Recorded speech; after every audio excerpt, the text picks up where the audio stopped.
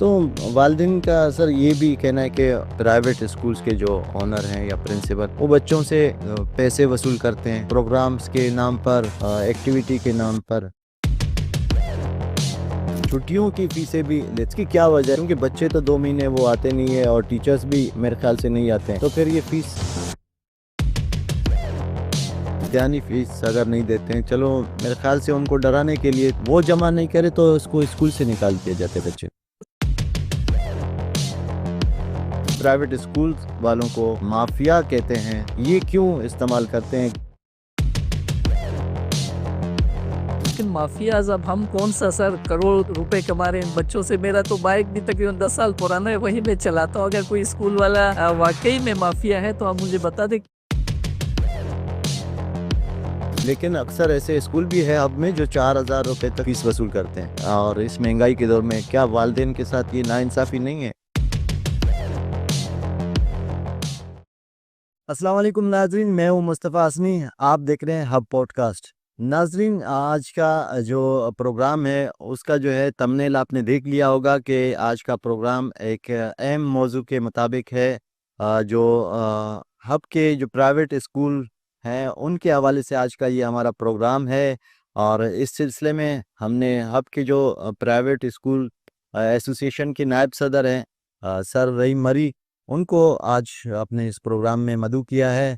हमारे साथ मौजूद है सर रहीम मरी। सर, बहुत बहुत शुक्रिया वक्त देने के लिए। सर आपका भी बहुत बहुत शुक्रिया कि आपने हमें बुलाया। Thank you so much sir. Thank you sir. Sir, आगाज़ करेंगे अपना प्रोग्राम का सबसे पहले इस सवाल से कि प्राइवेट स्कूल्स जो हैं उनके जो है जो मालिकान हैं या उनको जो है प्राइवेट स्कूल्स वालों को माफिया कहते हैं, माफियाज का नाम इस्तेमाल करते हैं। ये क्यों इस्तेमाल करते हैं? क्या समझते हैं आप, ये कौन लोग हैं जो इस तरह के? सर आपने बड़ा अच्छा एक सवाल किया है, तो जवाब से पहले मैं अपना तारुफ करा दूं। मेरा नाम रहीम मरी है, मैं director Balochistan public high school hub हूँ और मेरी एजुकेशन एमए इंग्लिश लिटरेचर में है बलूचिस्तान यूनिवर्सिटी कोयटा से, एमए पॉलिटिकल साइंस है और एमए एजुकेशन है। तो देखिए सर, माफियाज कहना मेरे ख्याल में ये मुनासिब लफ्ज़ नहीं है। जो हम एजुकेशनल जो इदारे हैं हमारे, उनको हम कहते हैं माफियाज का। अगर आप देख लें मीनिंग क्या होता है, माफियाज का मतलब होता है ग्रुप ऑफ क्रिमिनल्स। तो खुदा न खास्ता कोई जुर्म तो किसी इदारे के अंदर नहीं हो रहा है, वहाँ पे एजुकेशन दिया जाता है, तालीम दिया जाता है। हाँ, आपको कोई शिकायत है, आप आ जाएं, स्कूल्स का एसोसिएशन है उनसे बात कर लें, आप हमारे साथ बैठे हैं। बाकी गवर्नमेंट के इदारे हैं जिनके हम मातहत है एजुकेशन डिपार्टमेंट, आप उनसे बात कर लें अगर आपको कोई शिकवा या शिकायत है। अब हम में तकरीबन 107 प्राइवेट स्कूल्स है। अब हमारे साथ जो हमारी एसोसिएशन में वो तकरीबन हमारे पास जो है 85 स्कूल्स है। हो सकता है कुछ स्कूल्स में कुछ मैटर, कुछ मसला हो, तो इसका एक अच्छा तरीक़ेकार ये होता है कि आप आके बात करें, ये ना कि आप उनको वो कहें कि भाई ये माफियाज है। अब आप खुद सोचें, लफ्ज़ माफिया, माफिया मुजरिम, यानी वहाँ पे जुर्म। अब वो एक मुकद्दस जगह है, वहाँ पे बच्चों को पढ़ाया जाता है। अब हमसे ही आप देखें, प्राइवेट स्कूल से कितने बच्चे निकले हैं। आज डॉक्टर्स आपको मिलेंगे, इंजीनियर्स मिलेंगे आपको, अच्छी अच्छी पोस्टों पे पहुंच चुके हैं। कुछ ऐसे भी हैं गवर्नमेंट के जो हैं जॉब्स जो होते हैं वहाँ पे जा चुके हैं। तो ये सारा प्राइवेट स्कूल्स का काम है और हम तो खुश हैं कि हमें माशाल्लाह प्राइवेट स्कूल्स का एक बेहतरीन रोल है। एक्टिविटीज़ कराते हैं, स्पोर्ट्स के हवाले से इवेंट्स कराते हैं, स्पीच कॉम्पिटिशन्स कराते हैं। और माशाल्लाह से मैं तो कहता हूँ इंग्लिश लैंग्वेज में कोयटा के बाद, तो कोयटा हो या मकरान बैत के बाद फिर तीसरे नंबर पे हब आता है जहाँ पे बच्चों का आपस में कंपटीशन होता है। बेहतरीन इदारे हैं हमारे हब पे। तो मैं कहता हूँ कि माफिया सर मेरे लिहाज से तो मुनासिब लफ्ज़ नहीं है। बाकी हर एक की अपनी एक सोच है। तो सर, क्या प्राइवेट स्कूल्स जो है उनका कोई चेक एंड बैलेंस भी होता है? कौन चेक करता है इसको कि किस तरह से यहाँ पर क्या तालीम दी जा रही है, या लूटमार है या नहीं है? चेक एंड बैलेंस है कोई? बिल्कुल सर, हम तो देखें अब एजुकेशन डिपार्टमेंट के मातहत है। डीडीओ आ सकते हैं, ईडीओ आ सकते हैं, जो सेक्रेटरी हैं एजुकेशन के वो आ सकते हैं, वो विजिट कर सकते हैं। हम तो उनके मातहत हैं। अगर वहाँ कोई वो खामी नज़र आता है तो हमें बुला लें, हमसे बात कर लें।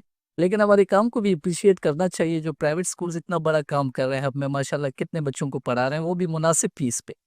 अच्छा, तो सर आपके जो स्कूल्स है वहाँ पर टीचर्स की जो तनख्वाहें हैं वो जो गवर्नमेंट स्कूल्स के टीचर्स हैं उनके मुताबिक है, या कितनी तनख्वाहें देते हैं आप लोग? अभी सर देखें, बात ये है कि सैलरीज, अब अगर बड़ी क्लासेस हैं, फॉर एग्जांपल 9th 10th है, वो टीचर्स जो है कम नहीं होते हैं, वो ऐसे टीचर्स हमारे पास होते हैं, किसी ने मास्टर्स किया हुआ है, किसी ने बीएस किया हुआ है, तो वो कम सैलरी पे कभी काम नहीं करेगा। हमारे पास ऐसे भी टीचर्स हैं जिनको हम पर पीरियड 5000, अगर वो 4 पीरियड लेते हैं तो उनको 20,000 हम पे करते हैं।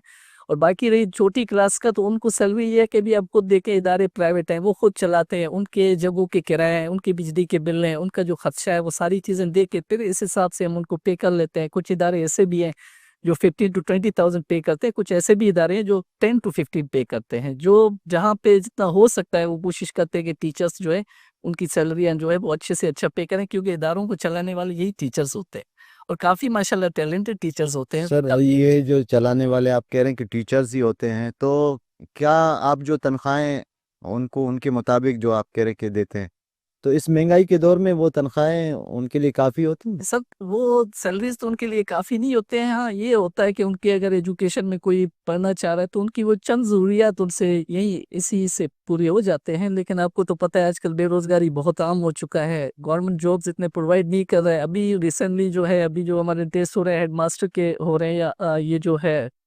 इन्वेस्टिगेशन ऑफिसर के हो रहे हैं, तो आप यकीन करें अब तकरीबन मेरे ख्याल में अराउंड 100 पोस्ट के लिए तकरीबन 25,000 कैंडिडेट। अब आप खुद सोचें तो ये नौजवान कहाँ जाएंगे? सारे क्वालिफाइड है, सबकी मास्टर्स डिग्रियां है, प्लस उनके पास एजुकेशन की डिग्री होती है। तो अब गवर्नमेंट ऐसे एजुकेशनल जो है वो पोस्ट वगैरह ये जॉब नहीं देगा, तो वो तो यकीनन यही प्राइवेट इदारों में आएंगे। अब प्राइवेट इदारों में जब बोझ बढ़ जाता है तो फिर वो क्या करते हैं, ज़्यादा टीचर जब रखते हैं तो फिर उनके खर्चे भी बढ़ जाते हैं, तो उनकी भी मजबूरियाँ होती हैं, जितना होता है तो वो पे कर लेते हैं। सर वालदेन की तरफ से ये अक्सर शिकायत होती है कि टीचर्स जो है वो काबिल टीचर्स नहीं होते हैं, इसमें कितनी सदाकत है? असर होता है। देखें, अभी मैंने कहा ना कि 107 स्कूल से प्राइवेट जो है हब में, ऐसे हो सकता है चंद इदारे हों जहाँ पे वाकई ये हो। लेकिन मैं एक चीज़ कहूँ कि आज के दौर में पेरेंट्स का जो रोल है अपने बच्चे पे, वो तो बिल्कुल उनका इंटरेस्ट ही नहीं है। देखें, एक बच्चे के मुस्तकबिल को बनाने का जो पहला सबसे बड़ा हक होता है उसके वालिद का होता है। अभी हमारे पास ऐसे चंद वालिदैन हैं जो स्कूल्स में आते हैं, स्कूल्स का विजिट करते हैं और बच्चों का पूछते हैं। बाकी जब तक एक बच्चे की सरपरस्ती वालिद नहीं करेगा, वो बच्चा कभी आगे नहीं बढ़ पाएगा। सही। तो वालदेन का सर ये भी कहना है कि मुख्तलिफ औकात में मुख्तलिफ उसमें प्राइवेट स्कूल्स के जो ओनर हैं या प्रिंसिपल, वो बच्चों से पैसे वसूल करते हैं प्रोग्राम्स के नाम पर, एक्टिविटी के नाम पर। ये क्या है और क्या ये इस तरह से करना चाहिए? सर देखिए, प्राइवेट स्कूल्स का एक अलग तरीकेकार होता है, वो एक्टिविटी ज़्यादा कराते हैं। अब एक बच्चे को आप रट्टा लगा कि एक बुक से जितना भी पढ़ाएं वो बच्चा इंप्रूव नहीं होगा। इसमें साइंस एग्जीबिशंस होते हैं, फाइन आर्ट का वर्क काम होता है। अब खुद एक इदारा इतना नहीं कर सकता कि एक प्रोग्राम कराए। हो सकता है चंद इदारे हों जो इन प्रोग्राम्स के लिए थोड़ा बहुत जो है बच्चों से लेते हैं। मैं तो कहता हूँ आज के दौर में पेरेंट्स जो है एजुकेशन में सबसे कम खर्चा करते हैं। अब अगर एक इदारे में 1500 एक बच्चे का फीस होता है, तो यूं समझे कि एक दिन का 50 रुपए। आप देखें, आप मोबाइल चलाते हैं, एक पैकेज आप जो है 2200 2000 का करते हैं। अब आप यहाँ देखें बच्चे की तालीम पे आप कितना खर्च कर रहे हैं। और दूसरी चीज़ है, बस बच्चे को स्कूल में डाल दिया, कोई चेक एंड बैलेंस नहीं है। हम कॉल करके पेरेंट्स को बुलाते हैं कि भाई आप आ जाए, आपका बच्चा इस सब्जेक्ट में वीक है, आपके बच्चे को ये काम चाहिए, इसमें आप जो है बच्चे को एक्टिव करें। पेरेंट्स की तरफ से इंटरेस्ट बहुत कम होता है। माज़रत के साथ हो सकता है कुछ पेरेंट इस बात को माइंड भी करें, लेकिन ये रियलिटी है, ये हकीकत है। सर मुझे लगता है आपके स्कूल का शायद 1500 या 2000 फीस होगा, मुझे ये मालूम नहीं, लेकिन अक्सर ऐसे स्कूल भी है अब में जो 4000 रुपए तक फीस वसूल करते हैं। उसके बाद जो है इस तरह के प्रोग्राम्स के नाम पर पैसे लेना, वसूल करना, और इस महंगाई के दौर में क्या वालदेन के साथ ये नाइंसाफ़ी नहीं है? या वो कौन से स्कूल है जो इतने पीछे? सर मेजोरिटी जो हमारे साथ स्कूल्स हैं उनमें आप यकीन करें फीस 1000 से लेकर 3000 तक है। 3000 भी 9-10 की फीस है, उसमें प्रैक्टिकल्स भी इन्हीं फीस से कराया जाता है, उनके अखराजात भी इधर ही से होते हैं। अब यकीन करें स्पोर्ट्स के अगर इवेंट्स होते हैं तो बच्चों का जो खर्चा होता है वो सारे इदारे वाले खुद करते हैं। अब इस दौर में मैं कहता हूँ 2000 हो या 3000 हो, बच्चे की मुस्तकबिल के लिए कुछ भी नहीं है। बाकी आप बाहर कंट्रीज में जाएं तो सबसे पहले उनकी फर्स्ट प्रायोरिटी एजुकेशन होता है। हमारे यहाँ हमारा फर्स्ट प्रायोरिटी एजुकेशन तो नहीं है, मोबाइल है कि भाई बच्चा बड़ा हो गया, इसको मोबाइल लेके दे दें, बच्चा मोबाइल से पढ़ेगा। अब आपको भी पता है कि 80 to 90% बच्चा कभी बुक ये मोबाइल से नहीं पढ़ेगा। पढ़ने का रुझान बिल्कुल खत्म होता जा रहा है। आप देखें बुक्स पे कितने ऐसे पेरेंट्स हैं जो अपने बच्चों को ले जाते हैं, उनके लिए बुक्स लेते हैं या उनके एजुकेशन पे काम करते हैं। बस एजुकेशन में सुबह ये होता है, बच्चे को स्कूल भेजते हैं, 1 बजे के बाद जब बच्चा घर आता है बैग फेंक के चला जाता है। तो एजुकेशन पे जो है पेरेंट्स का जो इंटरेस्ट है वो बहुत कम है। और फ़ी की बात रही है तो फ़ी हो सकता है चंद एक इदारे हों, मैं सबकी तो बात नहीं करता हूँ, चंद एक ऐसे इदारे हैं हो सकता है, जहाँ पे फ़ी जो है 4000 हो या 5000 हो, वो भी चंद एक। बाकी स्कूल्स में जहाँ आप जाएँ, मीडिया वाले हैं, आप जा सकते हैं, पूछ सकते हैं, 1000 से लेकर 3000 से ऊपर मेरे ख़्याल में ज़्यादातर चले स्कूल सर, है। ये हो गया, लेकिन ये भी है एक मसला कि छुट्टियों की फीसें भी लेते हैं। ये तो पूरे पाकिस्तान में हमें पता है कि वो स्कूल लेते हैं। इसकी क्या वजह है? ये ज़रूरत क्यों पेश आती है? क्योंकि बच्चे तो 2 महीने वो आते नहीं है और टीचर्स भी मेरे ख्याल से नहीं आते हैं, तो फिर ये फीस किस लिए सर मैं एक चीज़ आपसे कहूँ, देखें टीचर्स तो नहीं जाते हैं, वो टीचर्स ये नहीं कि हमारे पास 10 महीने होते हैं या जो है 8 महीने होते हैं, छुट्टियों में भी वो टीचर्स हमारे ही साथ होते हैं, वो कोई और काम नहीं करते। एक तो हम टीचर्स को सैलरी पे करते हैं, और इस पे भी मैं एक चीज़ आपको क्लियर कर दूँ कि चंद ऐसे हो सकता है इदारे हों, जो छुट्टियों की जो है सैलरी वो टीचर्स को नहीं देते, लेकिन ज़्यादातर हम टीचर्स को छुट्टियों का सैलरी भी पे करते हैं, बिजली का बिल भी हम पे करते हैं। एक और चीज़ है, जो रेंट है, आपको तो पता है जहाँ स्कूल्स होते हैं वहाँ बिल्डिंग्स का रेट बहुत ज़्यादा होता है, तो किराया भी हमें पे करना होता है, और इदारे चलते हैं बच्चे की फ़ीस से। जब बच्चा फ़ी पे नहीं करेगा, एक तो हम फिर सैलरी हम पे नहीं करेंगे, दूसरा फिर हमें जो ये रेंट वाले होते हैं, मालिक मकान जो होते हैं, वो हो सकता है फिर हमें जो हम पे सख्ती करें, हमें निकाल दें। हम भी जो पैसे आते हैं वो इन्हीं यानी इदारों पे खर्च होते हैं। अगर कोई बंदा कहता है कि मेरे पास जो है 400 बच्चे हैं, 1000 रुपए फीस है, तो 4 लाख आ रहे हैं, तो बाहर का बंदा ये सोचता है कि माशाल्लाह 4 लाख तो बहुत ज़्यादा होते हैं।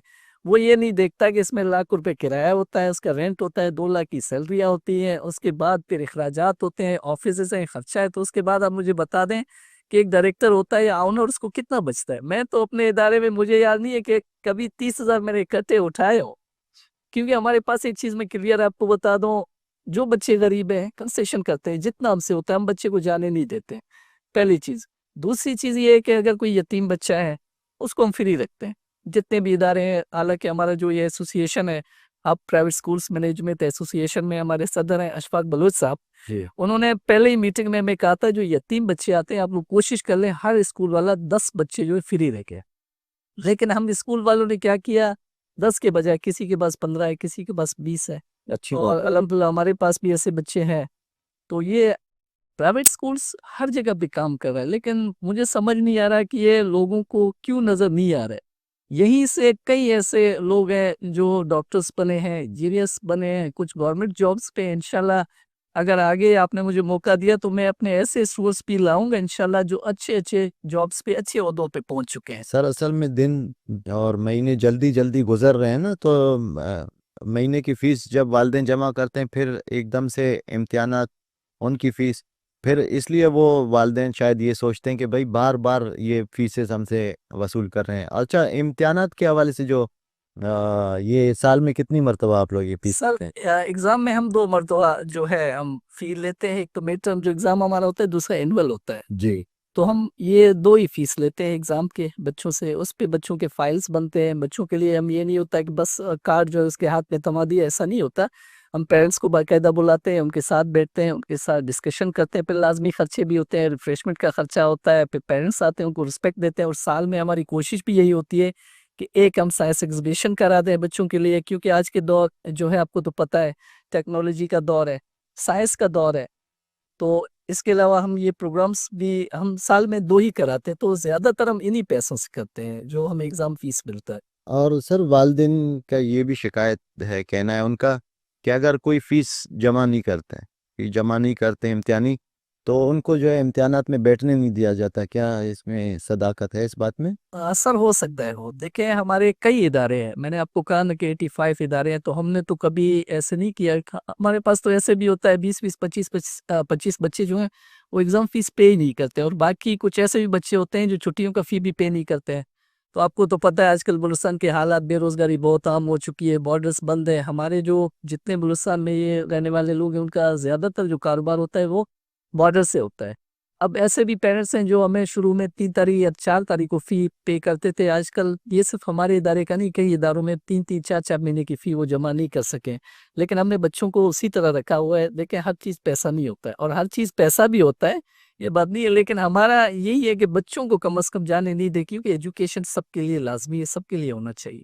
तो सर इम्तिहानी फीस अगर नहीं देते हैं, चलो मेरे ख्याल से उनको डराने के लिए, क्योंकि वो नहीं चाहेगा कि मेरा बच्चा जो है 1 साल फिर उसी क्लास में रहे, या इतने पूरे साल का उन्होंने फीस जमा किया है, तो मेरे ख्याल से डराने के लिए ये होता है। लेकिन ये भी शिकायत है कि अगर जो स्कूल की फीस है वो जमा नहीं करे तो उसको स्कूल से निकाल दिया जाते हैं बच्चे। सर हम 1 तारीख को एक नोटिस बना के पेरेंट्स को भेजते हैं कि आप 10 तारीख तक फीस जमा कराएँ। फिर उस महीने में अगर फ़ी जमा नहीं होता है, तब भी हम कोई बात बच्चे से नहीं करते, क्योंकि फ़ी का डायरेक्ट हमारा राब्ता जो कॉन्टैक्ट है या कम्युनिकेशन हमारे पेरेंट्स के साथ है। बच्चे के एजुकेशन में कभी हम खलल नहीं डालते हैं, ना बच्चे को हम निकालते हैं फ़ी के लिए। 3 महीने भी गुज़र जाते हैं, 4 भी, फिर हम कॉन्टैक्ट करते हैं पेरेंट्स के साथ। बच्चे को तो हम कोशिश हमारी यही होती है कि हम बच्चे को स्कूल से नहीं निकालें, क्यों बच्चे के लिए एजुकेशन लाज़मी है, और हमें ही इन बच्चों को देके बाहर से कोई बंदा आके इनके एजुकेशन के लिए काम नहीं करेगा। हम एजुकेटेड हैं, हम चाहते हैं हमारे लोग हमसे फ़ायदा उठाएँ, तो हमारी कोशिश यही है, फर्स्ट प्रायोरिटी यही है कि हम इनको अच्छे से अच्छा एजुकेशन दे दें और हमसे कोई बच्चा जाए नहीं। तो सर एसोसिएशन ऐसे वालिदैन से एसोसिएशन के ओहदेदार मिलते हैं, मुलाकात करते हैं, या जो स्कूल मालिकान हैं वो मिलते हैं? क्योंकि ये अब तो हर शहर में भी ये बातें आम है कि भाई प्राइवेट स्कूल्स माफियाज हैं, फीसें डबल वसूल करते हैं।